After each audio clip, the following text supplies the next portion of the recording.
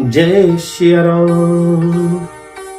के कई नंदिनी मंदमती कठिन कुटिल पनु किन्ह, जेहि रघुनंदन जानकी सुख अवसर दुख दीन।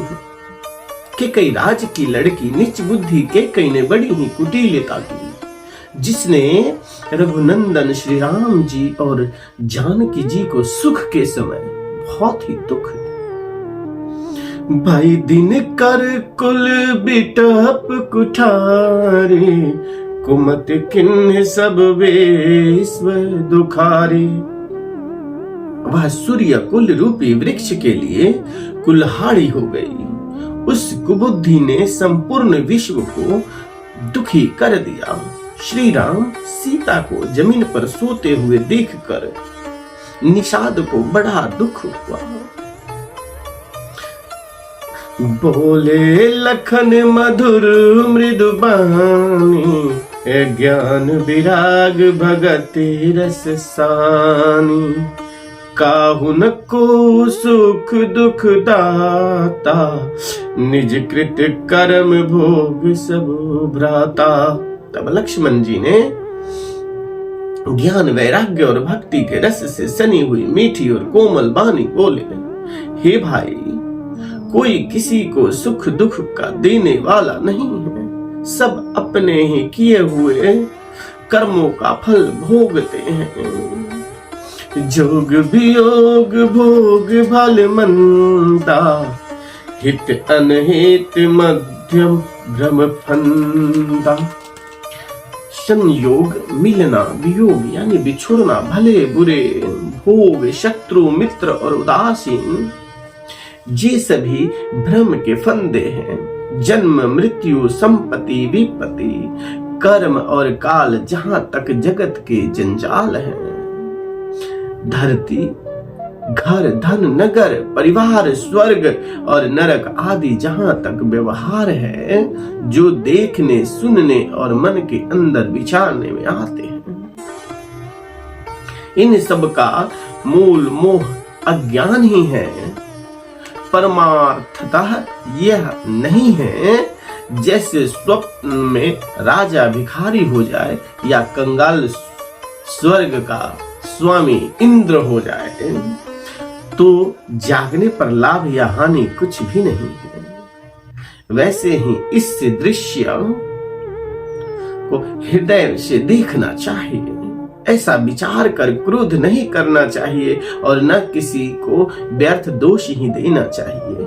सब लोग मोह रूपी रात्रि में सोने वाले हैं और सोते हुए उनके अनेकों प्रकार के स्वप्न दिखाई देते हैं।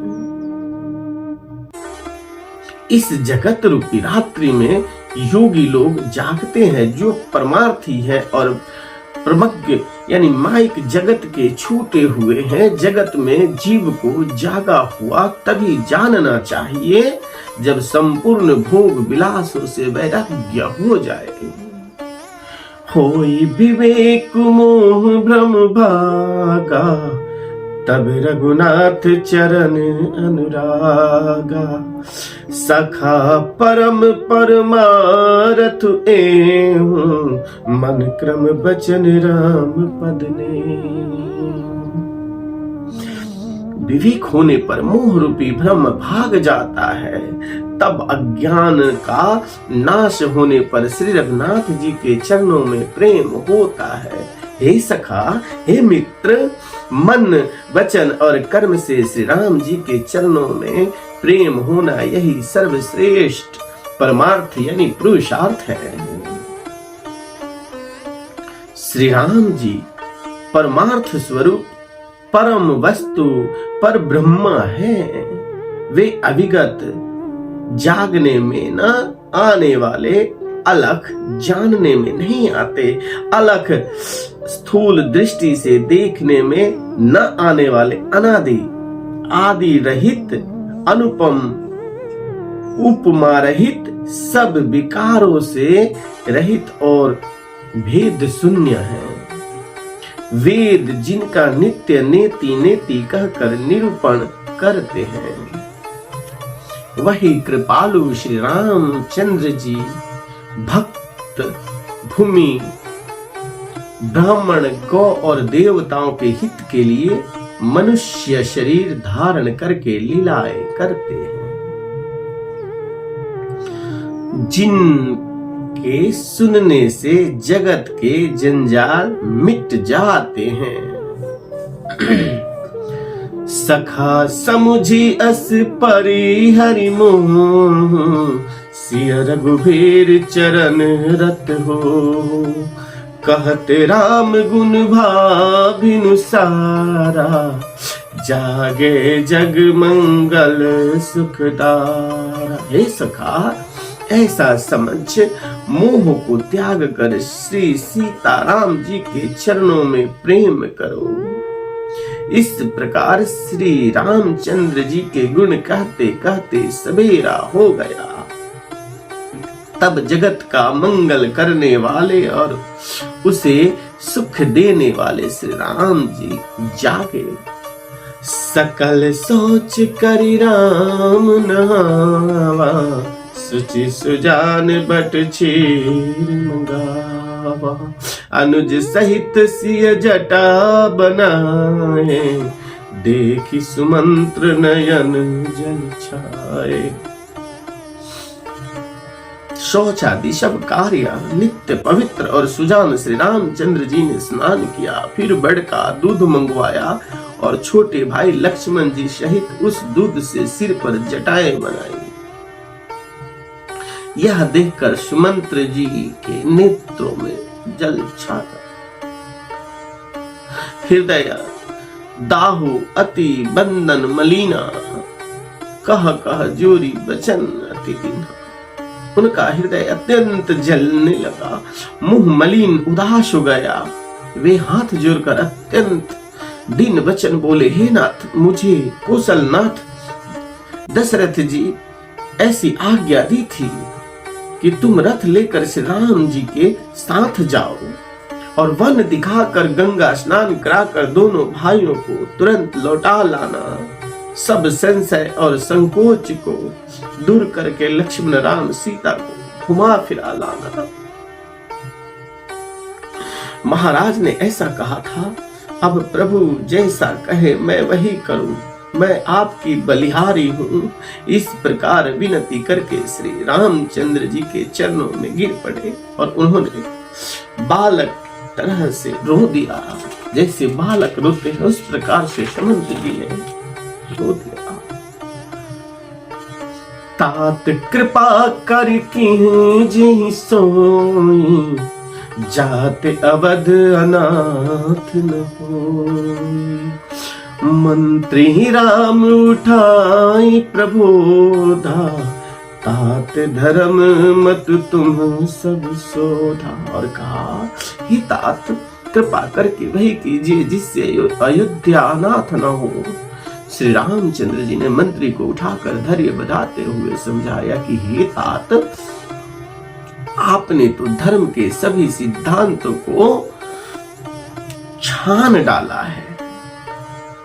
शिभी, दधीची और राजा हरिश्चंद्र ने धर्म के लिए करोड़ों अनेकों कष्ट सहे थे। बुद्धिमान राजा रंती देव और बलि बहुत से संकट सहकर भी धर्म को पकड़े रहे। उन्होंने धर्म का परित्याग नहीं किया। धर्म न दूसर सत्य समाना, आगम निगम पुराण बखाना। वेद शास्त्र और पुराणों में कहा गया है कि सत्य के समान दूसरा धर्म नहीं। मैंने उस धर्म को सहज ही पा लिया है। इस सत्य रूपी धर्म का त्याग करने से तीनों लोकों में अपयश छा जाएगा।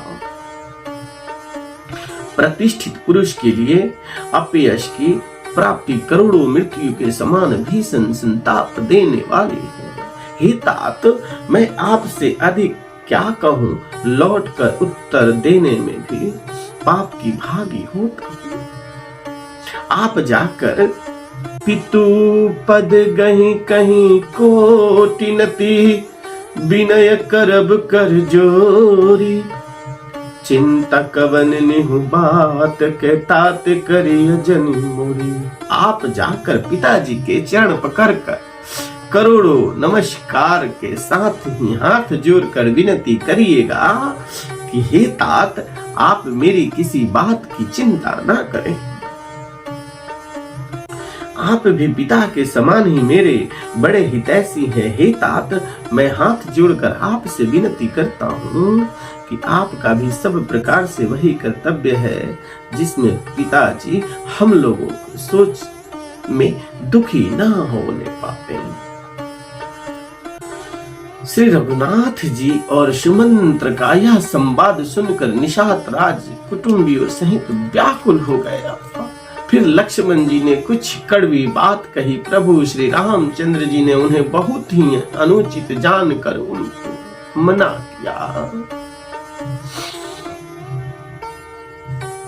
श्री रामचंद्र जी ने सकुचाकर अपनी सौगंध दिलाकर सुमंत्र जी से कहा कि आप जाकर लक्ष्मण का यह संदेश न कहिएगा। सुमंत्र ने फिर राजा का संदेश कहा कि सीता वन के कलेश न सह सकेंगी, अतएव जिस तरह सीता अयोध्या को लौट आवे, तुमको और श्री रामचंद्र जी को वही उपाय करना चाहिए। नहीं तो मैं बिल्कुल ही बिना सहारे का होकर वैसे ही नहीं जीऊंगा जैसे बिना जल के मछली। दोहा, मई के ससुरे सकल सखो, जब ही जहां मनु माने, तहां तब रही ही सुखे न सिया, जब लगी विपत्ति बिहान। सियावर रामचंद्र की जय।